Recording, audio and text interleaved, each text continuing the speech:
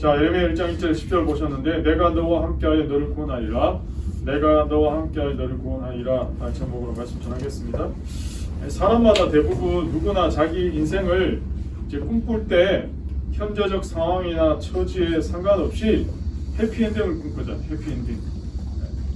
그래서 어떤 분은 영화도 결말이 해피엔딩이 안 되면 영화 보는 걸 힘들어하는 분들이 있더라고요.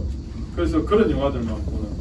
요즘은 잘 모르겠지만 예전에 신문이나 이 매스컴을 통해서 드라마에 너무 몰입하던 팬들이 주인공이 일찍 죽으면 왜 죽었냐고 살려내라고 막 그래서 드라마가 끝났는데 다시 몇 부작 더 붙여갖고 주인공 다시 살아나고 그래서 해피엔딩으로 끝나고 몇 편 더 마무리하고 그런 웃지 못하는 해프닝들이 좀 있었거든요. 왜 이런 일이 발생할까 생각해보면 소두에 말씀드린 것처럼 인간은 기본적으로 행복을 추구하는 DNA가 몸속에 저장되어 있기 때문에 그렇습니다. 여러분 이미 성경을 통해서 하나님께서는 태초에 인간을 창조하실 때 그렇게 디자인해 놓으셨습니다. 사실 우리 자신보다 하나님이 우리의 행복을 더 간절히 원하시는 거예요. 하나님 우리가 기쁘게 살기를 원하세요. 감사하게 살기를 원하세요. 그래서 예레미야 애가 3장 20절에 보면 주께서 인생으로 고생하게 하시며 근심하게 하시면 본심이 아니시다 이렇게 합니다. 하나님 우리가 고생하며 근심하며 막 찌들어 사는 걸 하나님 원하지 않는다는 거예요. 우리가 현대에서 가장 많이 사용하는 단어 중에 행복 추구권 이런 말이 있거든요. 이 세상에 그 어떤 사람도 행복해질 수 있는 고난이 다 주어져 있다 이 말이거든요. 여러분 드라마나 영화는 작가가 의도를 가지고 해피엔딩을 만들면 됩니다. 예, 그렇게 또 만들잖아요. 그러나 리얼로 돌아간 이 다큐와 같은 삶은 이 결말을 알 수가 없어요. 결말을. 제가 지난주도 말씀 설교했지만 우리의 처음 시작은 하나님의 약속 붙들고 마지막은 로마서 8장 28절처럼 합력할 선을 이룬다 알고 있지만 우리가 지나가는 이 과정은 블랙박스이기 때문에 어떤 사건 무슨 일이 일어날지 알 수 없는 거예요. 그냥 하루하루 믿음을 가지고 최선을 다해 노력할 뿐이에요. 그러니까 이렇게 살면 결국 행복해질 거야. 예. 이렇게 믿는 거 외에는 할 게 아무것도 없어요 사실. 그런데요 아무리 노력해도 인생의 끝이 비극으로 끝난다 여러분 생각해 보세요. 아마 상상하기도 싫으실 겁니다. 그런데 나라가 통째로 비참하게 끝난다는 걸 알고 있어요. 그리고 그 나라가 비참하게 끝난다는 사실을 전달하는 것을 인생의 사명자로 사는 사람 여러분 상상해 가십니까? 이게 바로 예레미야. 우리가 이제 오늘 예레미야 52장이 끝나거든요. 솔직히 제가 예레미야서를 설교하는 게 진짜 힘들고 너무 힘들어합니다. 그래서 제가 예레미야를 설교할 수 있을까 생각하다가 오늘 이렇게 예레미야 말씀을 전하고 당분간 아마 예레미야 설교 안 하려고 합니다. 너무 감정이 이입되는 바람에 한 주간 내내 제가 정말 힘들었어요. 제가 뭐라고 그냥 주일날 말씀 전하면 되는데 굳이 막 고민하고 막 잠도 설치고 생각하고 또 생각하고 고민하고 또 고민하고 막 제가 그랬거든요. 저만 그런 줄 알았는데 역시 해안에 새 것이 없더라고요. 어떤 주석학자가 예레미야서를 이렇게 평가했습니다. 차라리 에스겔서를 연구하는 것이 속이 편할 것 같다. 왜냐하면 에스겔은 유다의 멸망 이후에 포로로 있을 때 부름받았기 때문이다. 이렇게 주석합니다. 여러분 예레미야는 그 잔인한 현실을 온몸으로 느끼고 살아야 되기 때문에 이 예레미야서를 연구한 사람은요 심리적 부담이 엄청 클 수밖에 없어요. 우리는 예레미야서를 이해하기 위해서 국내적인 상황도 그렇지만 그 당시 국제적인 상황을 좀 고려할 필요가 있습니다. 여러분 이스라엘 지도를 보시면 이스라엘이 우리나라처럼 딱 지금 끼인 지리적 위치거든요. 북쪽에는 그 당시 세계 최강인 아시리아와 바빌론이 있고 남쪽에는 또 세계 최강인 애굽, 지금 이집트가 있고 그래서 이집트가 북쪽으로 치러 올라가려면 이스라엘을 밟고 가야 돼요. 북쪽에서 남쪽으로 내려가려면 또 이스라엘을 밟고 내려가야 돼요. 그러니까 중간에 항상 밟히는 거예요. 네. 중간에 늘 강대국 사이에서 늘 긴장과 갈등을 운명처럼 받아들이고 살아야 될 나라였어요. 우리나라 그렇지 않죠. 지정학적으로. 네. 중국에서 일본 가려면 우리나라 밟고 가야 되고 일본에서 우리나라 밟고 중국 가야 되고 늘 좀 비슷해요. 그런데 이스라엘 역사에 있어서 주전 609년과 610년은 역사의 분수령이 될 정말 중요한 시기였거든요. 왜냐하면 갑자기 세계 최강이었던 아수르가 바빌론한테 패하고는 역사에서 사라진 거예요. 609년. 그리고 610년은 어떤 해냐면 거의 다윗과 버금갈 정도의 왕이 나타나는데 그가 바로 요시아입니다. 근데 요시아가 갑자기 610년의 세상을 떠나버려요. 여러분, 남유다의 그래도 마지막 벽불 같은 요시아가 다윗과 같은 그런 엄청난 칭호를 받을 정도, 하나님께 칭찬 얻고 실제로 그렇게 개혁했던 인물인데 갑자기 요시아가 세상을 떠나면서요, 요시아 죽고 나서 불과 50년도 안 돼서 나라가 망해버렸어요. 그러니까 엄청난 해죠. 근데 여기서 잠깐 생각해 볼 왕이 한 사람이 있는데 그 사람이 누구냐? 히스기야의 아들 므낫세거든요. 히스기야의 아들 므낫세. 여러분, 므낫세는 히브리 역사상 최악의 왕, 최악의 왕. 전적으로 부패한 정부를 주도했던 철두철미한 악한 인간이다, 이렇게 평가합니다. 근데요, 이 악한 인간이 또 제일 오래 왕위에 있어요. 55년. 예루살렘에서 55년 동안 군림했는데 그 기간은 그야말로 캄캄하고 사악한 반색이었다는 거죠. 그래서 어떤 성경학자는요, 므낫세에 대해서 이렇게 평가합니다. 오히려 므낫세는 주님께서 이스라엘 자손의 면전에서 멸망시키신 그 어떤 이방 민족들보다 더 악한 일을 하도록 백성을 인도했다, 이렇게 평가합니다. 예레미야는요, 태어날 때 므낫세의 마지막 통치 10년에 해당하는 시기에 예레미야가 태어났거든요. 예레미야가 딱 태어나고 보니까 세상이 너무 악한 거예요. 여러분, 부모가 자식을 키울 때 좀 더 좋은 환경에서, 좀 더 좋은 상황에서 애를 키우고 싶지, 정말 그런 악한 시대에 악한 상황에서 애를 키우고 싶어하는 부모가 누가 있겠어요. 그런데 예레미야가 태어난 세계는요, 걷고 말하고 놀이 문화가요, 그보다 더 열악한 환경이 없었어요. 한마디로 사회 전체가 슬럼이에요. 슬럼. 시편 12편 8절에 시편 기자가 고백하거든요. 주위에는 악인들이 우글거리고 비열한 자들이 사람들 사이에서 높임을 받습니다. 그런 세상이 예레미야가 태어났던 세상이었습니다. 55년간이나 므낫세가 악정하니까 악한 정치를 한 결과 믿음은 거의 사라지고 잊혀진 거나 다름없었어요. 몇몇 안 되는 나이 많은 노인들만 옛적의 예언자들의 말씀과 그때 했던 예배 행위를 기억할 뿐이었어요. 할아버지 므낫세가 이 거룩한 땅을 소돔과 고모라 같은 아스팔트로 그냥 다 덮어버렸어요. 예. 그런데요, 거룩함이 사라진 게 아니고 단지 보이지 않을 뿐이었어요. 요시아는 그 소돔 고모라 같은 그 아스팔트를 뚫고 나오는 최초의 싹 중에 하나였다는 거죠. 세상도 사악한 환경도 근절할 수 없었던 하나님을 향한 이 갈망함, 하나님을 향한 정말 간절함이 요시아를 그렇게 만든 거죠. 요시아가 왕으로 있을 때요, 어떻게 하면 이 예루살렘 땅에 평강을 가져올 수 있을까? 어떻게 하면 하나님의 선함을 회복할 수 있을까? 그래서 요시아가 뭐라도 내가 시작해야 되겠다. 그래서 뭘 시작하지? 그러다가 내가 사는 이 삶의 자리를 예배 처소로 회복해야 되겠다. 그래서 요시아가 제일 먼저 한 게 예배의 계획이었어요. 예배 계획. 결국 하나님의 사람이 이 땅 가운데 승리하는 삶의 첫 단추는 바로 예배하는 인생이 시작된다는 거죠. 그러므로 형제들아, 내가 하나님의 모든 자비하심으로 너희를 권하노니 너희 몸을 하나님이 기뻐하시는 거룩한 산제물로 드리라. 이는 너희가 드릴 영적 예배니라. 너희는 이 세대를 본받지 말고 오직 마음을 새롭게 함으로 변화를 받아 하나님의 선하시고 기뻐하시고 온전한 뜻이 무엇인지 분별하도록 하라. 말씀하고 계십니다. 요시아가 므낫세와는 혈연적인 혈통으로 인연은 이어졌을지 모르지만 결코 므낫세를 본받지 않았다는 거죠. 우리가 이제 어제 오늘 여러분 이제 큐티 혹시 이제 오늘 큐티도 하셨는지 모르겠지만 마지막 남유다 왕이 누굽니까? 시드기야잖아요. 딱 나오잖아요. 시드기야가 여호야김을 본받아, 이렇게 나와요. 딱 구절로. 시드기야가 여호야김을 본받아 하나님 앞에서 악을 행했다, 이렇게.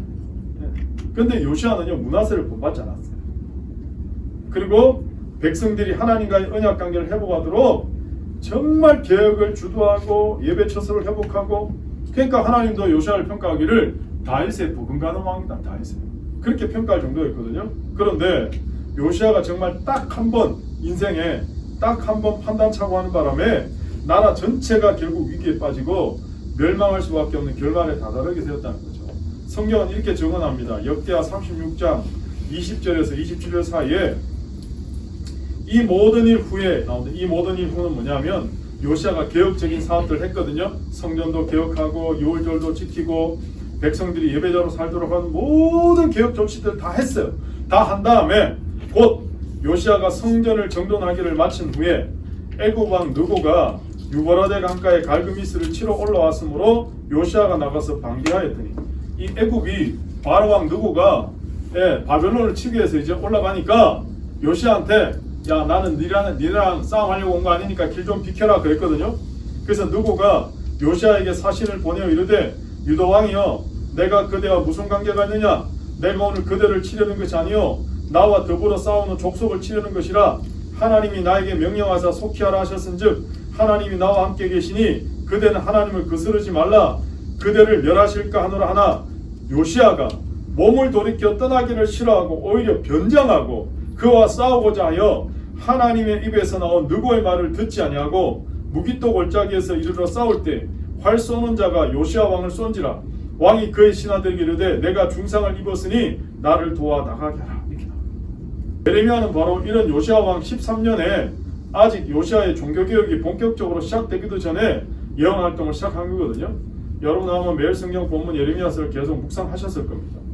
이러한 예레미야 예언 활동은 유다의 희망이 꺼지고 멸망의 내리막길을 끝날 때까지 계속 예레미야가 예언하잖아요. 심지어 유다가 망하고 멸망 이후에 남은 자들이 애굽으로 도망가지 않습니까? 살려고 애굽으로 도망갈 때 예레미야도 끌고 가잖아요. 결국 예레미야는 애굽에 끌려가서 애굽에서 결국 쓸쓸한 죽음을 맞이하고 맙니다. 여러분 여기서 한 가지 의문점은 예레미야가 분명히 다윗 왕의 거의 버금가는 요시아 왕 때 부름받았단 말이에요. 선지자로. 그러면 여러분 생각해 보세요. 요시아 왕 때 어마어마한 사회를 개혁하고 막 예배가 회복이 되고 부흥의 역사가 일어나고 나라 전체가 막 바뀌는 걸 봤을 거 아니에요. 그런데 여러분 예레미야서를 보시면요. 예레미야서에 요시아 왕 때 나라가 뭐 개혁이 됐다더라 예배가 부흥이 됐다더라 이런 이야기 한마디도 없어요. 우리 같으면 한마디라도 기록할 텐데 그렇잖아요. 그런데 오직 예레미야는 요시아 사후에 벌어질 유다 멸망의 내리막길 내리막길로 막 치달을 거 그걸 온몸으로 뭔가 좀 막아보려고 하는 그리고 하나님 말씀을 전달하는 그 부분 그 사명에 집중되어 있었기 때문에 여러분 그 이야기 없다는 거죠. 더 나아가서 요시아가 시작한 종교개혁의 한계를 보고 그 결과가 얼마나 피상적이 될 것인지를 이미 알았기 때문에 그 다음을 대비하고 있었다는 거죠. 여러분 요시아의 계획은요 사람들의 마음에까지 전달되지 않았을 뿐만 아니라 요시아는요 자기의 아들들한테도 삶에 영향을 끼치지 못한 인물입니다. 위로부터 개혁은 시작됐지만 국민 전체 다 다르지 못했다는 거죠. 그리고 결국 요시아 사후의 아들들 보세요. 여호야김, 시드기야 다 아버지와 반대로 그냥 엉뚱한 길로 가잖아요. 오늘 우리가 함께 보시는 예레미야의 서론께 해당되는 1장은 예레미야의 출신 배경과 소명에 대해서 지금 나오고 있거든요. 여러분 제가 늘 목사로 강조하는 것 중에 하나가 하나님께 쓰임받는 인생입니다. 내가 많이 배웠냐 적게 배웠냐 많이 가졌냐 적게 가졌냐 이렇게 막 도토리 키지게 하면서 맨날 경쟁하고 열등의식이 사로잡혀서 내 인생 이게 먹고 사는 게 사는 거야 그게 아니고 정말 하나님께 붙들려서 쓰임받는 인생 그 인생이 가장 아름다운 인생이라는 거죠. 오늘 저와 여러분은 예레미야서 1장을 통해 이 세 가지 사실을 깨닫고 오늘 현재적 우리에게 주어진 이 삶의 자리에서 다시 힘차게 하나님 앞에 믿음을 가지고 날개짓을 하면서 날아보고자 하는 겁니다. 자, 첫 번째, 우리 인생은 하나님으로부터 시작되었습니다. 이게 정말 중요합니다. 오늘 본문을 보시면요, 예레미야에 대한 정보가 나와요. 아버지 이름은 누구다? hil기야. 아버지의 직업은 제사장. 출생지는 베냐민 땅 아나돗. 이런 지방이에요. 그래서 많은 사람이 예레미야에 대한 정보를 얻으려고 아나돗이라는 이 지방의 사회적 경제적 상황도 조사해보고 예레미야가 살았던 기원전 7세기의 사본을 찾으려고 막 고고학적으로 관심을 가지기도 하고 그리고 심지어 아버지 hil기야가 독단적 성격이었는지 아니면 방임형이었는지 어머니는 아들을 과잉 보호했는지 언제 젖을 뗐는지 그리고는 예레미야를 가르쳤던 선생님들은 어떤 교수 방법 사용했는지 온갖 질문 다 하고 문서를 찾거든요. 근데 오늘 성경은요 그런 이야기가 없어요. 성경은 딱 한마디 합니다. 자, 5절 보실래요? 5절 말씀. 5절을 보시면 내가 너를 모태에 짓기 전에 어떻게 해요? 너를 내가 배에서 엄마 배에서 나오기 전에 어떻게 해요? 너를 성별하였다. 그렇게 나옵니다. 여러분 예레미야가 하나님을 알기 전에 하나님이 예레미야를 이미 알고 계셨다. 여러분 이 말씀은 지금까지 우리가 하나님에 관한 모든 생각을 다 뒤집어 놓는 겁니다. 우리는요 항상 하나님을 내가 만난다, 내가 찾는다, 내가 하나님을 연구한다 이렇게 생각하거든요. 그래서 하나님에 호기심을 품고 공부도 하고 책도 읽고 방송도 들어보고 설교도 듣고 그러잖아요. 근데 여러분 오늘 본문 그게 아니에요. 하나님이 예레미야가 엄마 뱃속에 만들어지기 전부터 하나님이 예레미야를 알았다. 여러분 사실 우리가 하나님을 제대로 알려면 그리고 우리 인생이 진짜 해답을 찾으려면 하나님을 만나야 되죠. 하나님 앞으로 나가야 되죠. 왜냐하면 하나님 우리를 가장 잘 아시는 분이고 우리 인생 안에서 진짜 제대로 된 진실을 말해주시는 분이 바로 하나님이시기 때문에 그렇습니다. 여러분 오늘 본문의 주인공 예레미야 인생은 예레미야로부터 시작되는 게 아니고 심지어 예레미야의 구원 역시 예레미야로부터 시작되지 않았다는 거죠. 사랑하는 여러분 혹시 예배 가운데 인생의 수많은 질문을 안고 있는 분 있습니까? 이번 기회에 하나님 앞에 다시 한번 나가보시기 바랍니다. 그리고 하나님을 제대로 한번 만나보시기를 권면합니다. 하나님을 제대로 만나면 의문이 풀립니다. 분명히 마태복음 5장 8절에 마음이 청결한 자는 복이 있나니 그들이 하나님을 볼 것이다 분명히 말씀하셨어요. 우리가 하나님을 제대로 만나면 내가 누군가도 알게 되고 우리 인생의 방향도 결정이 됩니다. 그리고 하나님께 붙들려 쓰임받는 인생이 될 줄로 믿습니다. 두 번째는 우리 모두에게는 하나님이 붙여주신 특별한 이름이 있어요. 이름. 어떤 모 방송국에서 예능 프로그램 할 때 가수들 이렇게 경연하는데 보니까 뭐 몇 번 가수 이런 번호를 붙이더라고요. 그런데요 사람이 태어나면 번호가 붙는 게 아니고 오징어 게임처럼 이름을 지어 이름을. 이름이란 우리가 한 인간으로 인정되는 언어적 통로입니다. 우리는 동물의 한 종류로 분류되는 것도 아니고요. 여러 가지 복잡한 화학 물질로 딱지가 붙은 존재도 아닙니다. 심지어 경제적인 잠재력으로 평가돼서 현금 가치가 책정되는 존재도 아니에요. 오늘 저와 여러분에게는요 이름이 붙여져요. 이름이. 여러분 이름이 지어진다는 사실은 대단히 중요해요. 가끔씩 목사님 제게도 자녀나 손주들 이름 지어달라고 부탁하시는 분들이 있거든요. 그런 제가 고민하고 기도하다가 이름을 추천해 드리는데 여러분 이름은 우리가 현재 누구인지 정말 앞으로 내가 어떤 인물이 될 것인지에 대한 그런 모든 의미가 다 포함되는 게 바로 이름이에요. 들어가서 여러분 우리 이름에 들어있는 의미는 학문적인 어원 연구나 내적 성찰을 통해 발견되는 게 아니고 우리 이름의 진정한 의미는 하나님과의 관계를 통해서만 발견되어진다는 거예요. 여러분 어떤 사람이나 어떤 특성을 따라서 아이에게 이름을 지어줄 때 우리는 그 아이가 장차 그런 인물이 되었으면 좋겠다고 이름을 지어주잖아요. 그래서 16세기 영국의 목사였던 조지 허버트는 같은 동료 목사에게 이렇게 얘기합니다. 세례 줄 때 헛된 이름이나 나태한 이름을 허락해서는 안 된다 이렇게 가르칩니다. 왜냐하면 이름 짓기에 담긴 위력을 알았기 때문이죠. 예레미야는요 무려 60년에 걸쳐서 줄곧 자기 이름의 의미에 걸맞는 삶을 살았다. 예레미야의 이름이 정확하지는 않지만 뜻이 여호와께서 높이신다, 여호와가 내던지신다 이런 이름이에요. 예레미야.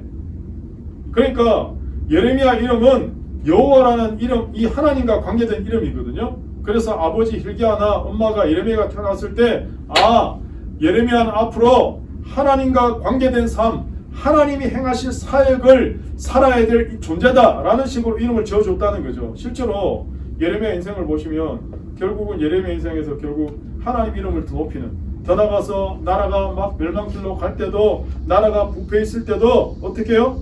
그 모든 이기심의 방패를 뚫고 나갈 창처럼 그렇게 활동한 선자가 바로 예레미야잖아요. 결국 예레미야의 인생은 하나님의 활동과 깊이 얽혀있는 이름이라는 거죠. 여러분 5절을 보시면 이렇게 나오잖아요. 하나님께서 너를 성별하였다. 다시 말해서 여기서 성별하였단 말은 거룩하게 구별했다 이런 뜻이거든요. 이 거룩하게 구별했다라는 말은 다른 말로 말하면 하나님의 편으로 따로 세웠다 이런 뜻입니다. 그래서 오늘 저와 여러분의 붙여진 이름이 뭡니까? 성도잖아요. 성도. 여러분 우리가 얼마나 세상에서 잘 살았냐 잘못 살았냐 얼마나 노련하냐 미숙하냐 상관없이 우리 모두는 다 성도입니다. 성도. 성도라는 말은 그들의 행위가 지닌 크기나 내용을 지칭하는 게 아니고 그들이 선택받아 살도록 되는 인생의 종류를 가리키는 사람이 바로 성도예요. 굉장한 어떤 공로를 세운 후에 훈장받아 부여된 호칭이 아니고 성도는 내가 누구 편에 있는지를 보여주는 표시라는, 이게 진짜 중요하거든요. 여러분 성도라는 말이 붙여지는 순간 그때부터 난 누구 편이다? 하나님 편이다 이 말이야. 하나님 편. 어릴 때 제가 설교 준비하다가 학교 농장에서 막 금고 놓고 이렇게 막 친구들하고 이 편 저 편 나누어서 했던 놀이 문화들이 몇 개 있는데 막 생각이 나더라고요. 그때 내가 누구 편이 되는지 그때 되게 중요했거든요. 네. 그러므로 여러분 성도란 하나님 편이 되는 존재, 더 나아가서 하나님이 책임지는 존재가 바로 성도라는 거예요. 그런데 이 성도라는 단어는요, 성별되다는 동사의 명사형이거든요. 다시 말해서 예레미야가 생물학적인 형태를 갖추기도 전에 하나님은 예레미야에게 영적인 형태, 성별되었다는, 그렇게 하나님은 오히려 의미를 부여했다는 거예요. 오늘 여러분은요, 있어도 되고 없어도 되는 그런 존재가 아닙니다. 나만이 채울 수 있는 구별된 자리가 이 땅에 있다는 거예요. 어느 누구도 나를 대신할 수가 없어요. 아무도 나를 대체할 수가 없는 겁니다.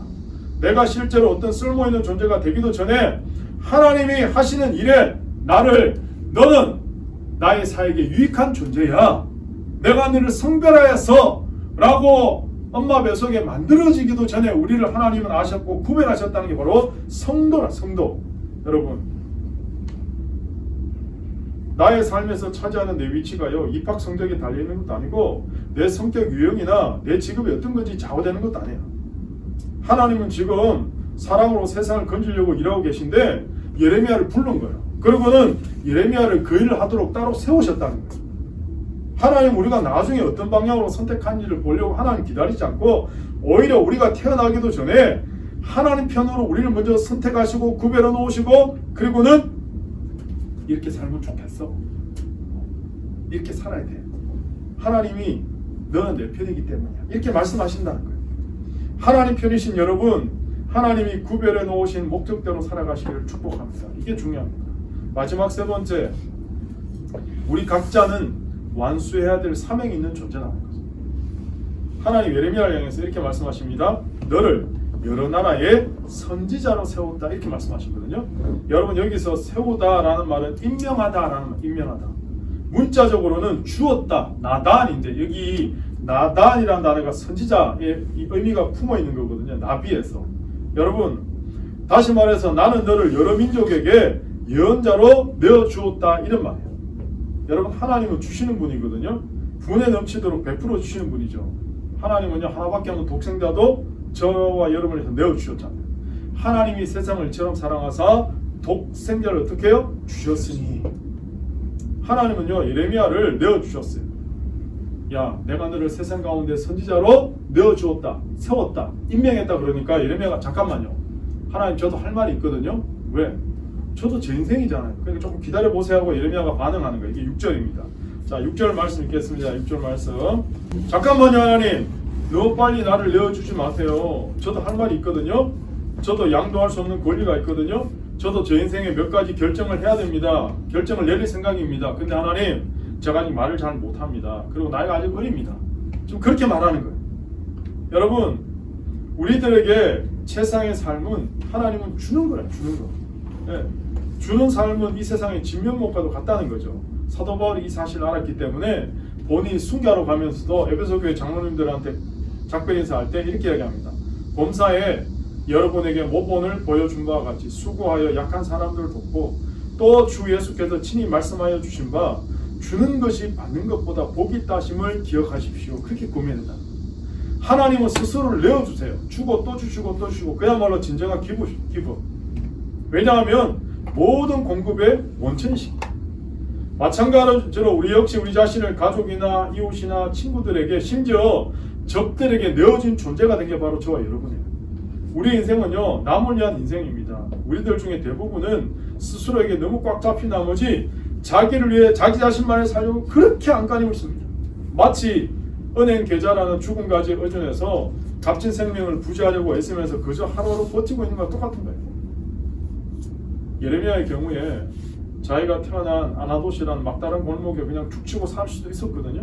아니면 아버지가 제사장이니까 아버지 제사장직에 몸을 기댄 채 안주하며 살 수도 있을 거예요. 아니면 당시에 다 그렇게 사니까, 세상이 그러니까 그냥 그 세상에 질이 멸렬한 문화적 관습에 순응해서 자기를 그렇게 떠밀려 갈 수도 있었을 거예요. 그런데 예레미야는 그렇게 하지 않았다. 그는 자신의 배경인 하나님이 이미 오래전에 자기를 내어주기로 하셨다는 걸 듣고 그것을 믿었고, 그리고 하나님이 자신에게 부여하신 그 사명을 수행하는 삶을 어떻게 해요? 선택한 거예요. 붙은 거예요. 여러분, 그래서 인생은요, 선택과 집중이에요. 오늘 하나님이 내가 너를 세웠다, 내가 너를 성도라고 구별했다. 내가 너를 쓰기를 원한다. 아무리 하나님 말씀하셔도 내가 선택하지 않으면, 내가 결정하지 않으면, 내가 결단하지 않으면 나 아무 관계 없어요. 오늘 마찬가지죠. 우리 환경이 어떻든지, 가정이 어떻든지, 내 삶이 어떻든지 간에 내가 오늘 하나님이 주신 말씀 붙들고 나에게 허락하신 사명을 붙들고 그걸 수행하겠다 결단하고 하나님께 선택하면 하나님은 그렇게 이끌어 가신다. 여러분, 앞으로도 우리에게는 날마다 부딪혀야 될 어려움이 존재할 겁니다. 개인적 어려움도 있고, 가정의 어려움도 있고, 관계의 어려움도 있고, 환경의 어려움도 있을 겁니다. 어떨 때는 마치 우리 자신이 광야에 홀로 내버려둔 듯한 그런 느낌을 가질 때도 있습니다. 그럼에도 불구하고 사랑하는 여러분, 행복한 삶을 원하시죠? 오늘 예레미야를 통해 보여준 진정한 삶의 행복과 가치를 발견하시려면 우리 인생의 시작이 누구로부터 시작됐다? 하나님부터 시작. 하나님. 그걸 깨닫고 발견하셔야 됩니다. 더 나아가서 저와 여러분에게는 성도라는 특별한 이름이 붙여진 존재라는 걸 여러분 꼭 기억하셔야 됩니다. 저와 여러분은 하나님이 구별해 놓으신 성도라는 겁니다. 더 나아가서 오늘 저와 여러분은 내가 이 땅에서 완수해야 될, 수행해야 될 나의 사명이 있다. 사명. 그래서 저와 여러분 앞으로 목적이 이끌어간 인생을 살 때 진정한 행복이 찾아올 줄 믿습니다.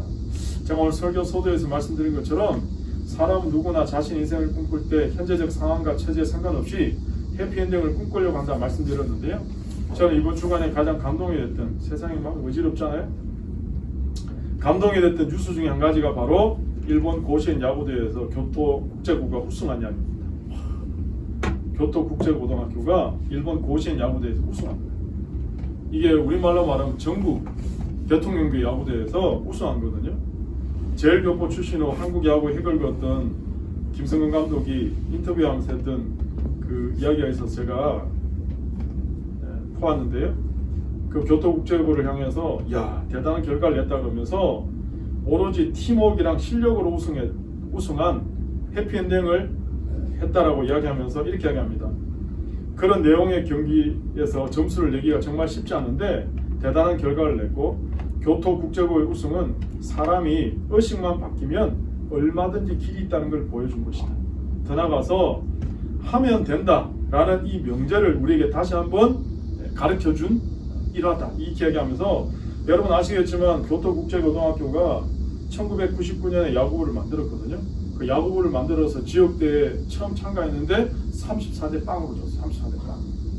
이게 무슨 농구 게임도 아니고 야구대회 첫 게임에 34대 빵으로 졌는데, 근데 재밌는 건 그 34대 0으로 이겼던 그 상대팀 선수가 나중에 은행원 하다가 이 교토국제고가 야구부 만든다는 소식을 듣고 도와주러 왔다가 코치 하다가 은행원 때려치우고 감독이 된 거예요. 이번에 우승시킨 감독이 이 사람이에요. 완전 스토리죠. 그런데 여러분 아시겠지만 이 고시엔이라는 야구는요, 본선에 진출하면 이긴 팀의 교가를 부르게 되어 있거든요. 근데 여러분 아시겠지만 이 학교가 전교생이 160명인데요. 야구부원이 60명이에요. 근데 우리나라 제일 교포들이 이제 자녀들이 오다가 점점점 애도 많이 안 낳고 없어지니까 일본 사람들도 학생을 받자. 그런데 학교를 좀 이렇게 하기 위해서 야구부를 만든 거예요. 그래서 야구부로 들어올 때 중학교에서 고등학교 입학할 때 세 가지 기준이 있대요. 첫 번째는 역량, 두 번째는 근성, 세 번째는 성실. 실력이 좀 떨어지더라도 이 세 가지만 있으면 스카우트 하라는 거예요. 그래서 이 야구부원들은요, 야구만 하는 게 아니고 일반 교과 시간도 있는데 그 수업에 반드시 참여해서 네 가지를 배우면 돼요. 한국어, 한국 역사, 한국 무용, 태권도. 네. 그러니까 교과를 우승했을 때마다, 본선에 진출했을 때마다 동해바다, 뭐 건너편, 야마도 땅은 뭐 이렇게 한국말로 부르잖아요. 이번에 우승하고 나서 일본에서 난리예요. 한국말 교과 못 부르게 하자. 그리고 고시엔 대회 출전 못하게 하자. 막 혐한 발언하고 막 난리 아닙니까? 그런데 이제 일본 선수도 있고 우리 한국계 선수가 3명 있는데 그 선수들이요, 제가 계속 몇 번에 돌려봤는데 그 교과를 한국말로 부르는데 막 가슴이 벅차서 눈물이 막, 그리고 응원하던 그 할머니 제일교포들이요, 막 눈물 나면서 내 한을 풀어줬다고 막. 이게 고시엔 대회에서 우승하는 게 장난이 아니거든요. 이게 우승할 수가 없어요. 근데 이 기적이 일어나, 해피엔딩이 된 거죠. 저는 그걸 보면서 야, 예수 믿는 우리 인생도 마지막 하나님 앞에서 저런 날이 올 것이다. 개피인됨으로 저렇게 하나님 앞에서 찬양하면서 정말 가슴 벅찬 날이 있을 것이다. 제가 그거 보면서 정말 감동이 됐거든요. 여러분, 오늘 하나님께서 예레미야에게 동일하게 말씀하고 계시잖아요. 너는 그들 때문에 두려워하지 말라. 내가 너와 함께하여 너를 구원하리라. 나 여호와의 방임이다.